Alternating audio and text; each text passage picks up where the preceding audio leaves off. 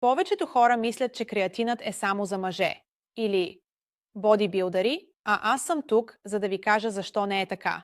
Така че креатинът е за всеки и защо е толкова важен и за жените. Той помага за телесния състав, помага за хидратиране на клетките.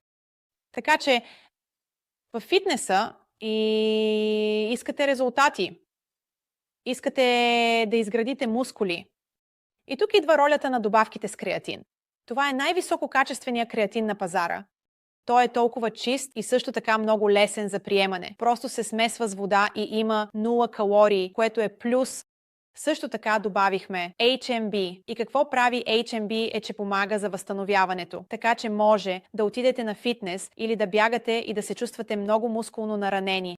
Той ще помогне да се предотврати тази мускулна болка. Но важно, малцина знаят, е за мозъка. Така че креатинът е в нашия мозък. И с напредването на възрастта губим креатин, който нашето тяло произвежда. Така че добавянето на креатин помага за когнитивната функция и представянето на нашия мозък. Така че това е още една важна причина, поради която всеки, включително и жените, трябва да приема креатин